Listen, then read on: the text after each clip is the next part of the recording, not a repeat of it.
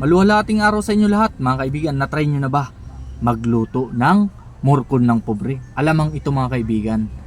Bago ang lahat, ito pala ang inyong likod, OFW sa Pinas, si Mark ang nagtitipid ng manggagawa dito sa Pinas.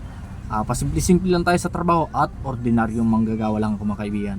Kaya inuugali kong magtipid dahil 456 lang ang sahod ko kada araw mga kaibigan.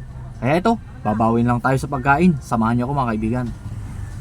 Ito pala yung aking recipe ng murkon mga kaibigan. Murkon yan mga kaibigan. Yan. Alamang ito mga kaibigan. Ayan di ba?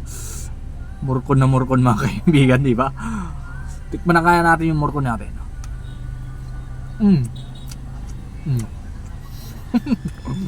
Yummy mga kaibigan. Baka gayahin nyo naman to. Nilagyan ko lang to ng itlog, harina, tapos kung paano yung pagluto ng alamang, nagisa, ganun na mga kaibigan. After gisahin, lagyan ng harina at itlog. Yun na. May kunti lang tong sili kaya mapula-pula. Parang murkon talaga mga kaibigan. Murkon nga nang mahirap. Diba? Paano niluto? Wala tayong steamer.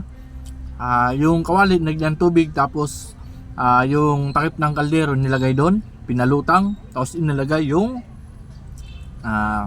binalot ng ito ng daon ng saging. Yung gastos murang-mura lang, alam niyo naman, mura lang yung alamang. Ang sangkap mura lang din. Ang sarap.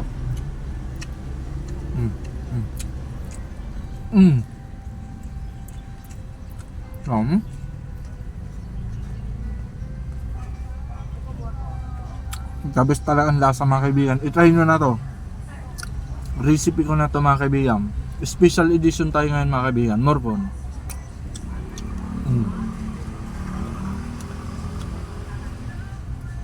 Kung merong murkon ng mayaman, merong murkon ng pobre. Madalas kasi makatikim lang ako nito ay sa mga okasyon, kasalan, piyesta.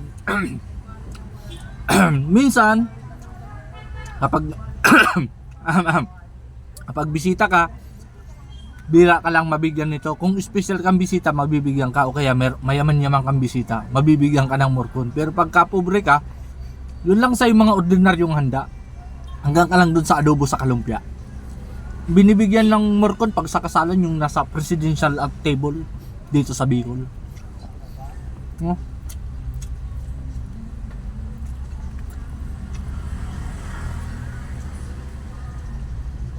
Tapos sa okasyon, pag umuwi ka may dalang murkon, ibig sabihin special ka mga kaibigan. Special kang tao. Pero pag umuwi kang walang murkon, pobre ka.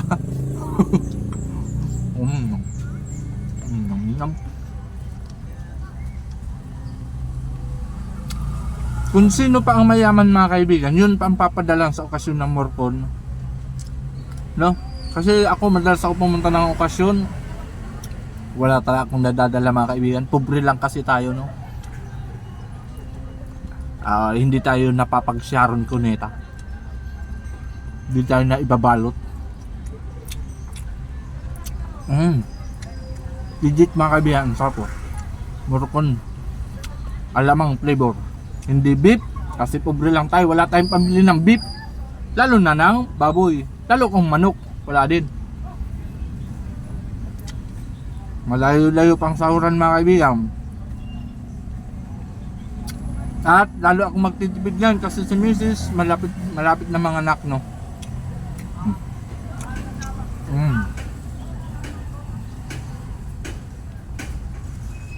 Grabe. Grabe mga kaibigan. Hindi siya maalat kasi piniga ko yung yung alamang. Dami.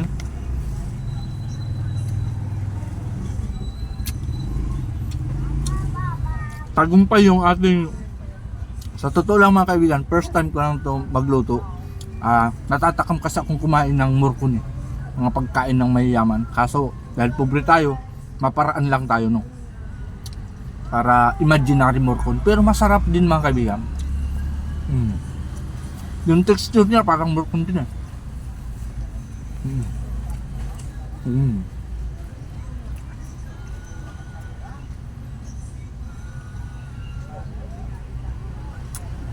So naman tayo sa tanghalian. Lunes na Lunes, masarap yung ulam natin kaya ganado tayo nito magtrabaho. At sa muli mga kaibigan, ito ang inyong likod, OFW sa Pinas, si Mark. At lagi nagpapaalala, lagi lang tayo magtitipid dito sa Pinas para hindi tayo nababaon sa utang. At ang inyong lingkod ay isang uragon. Basta uragon, malupiton. That's all, mabuhay. Hanggang sa muli.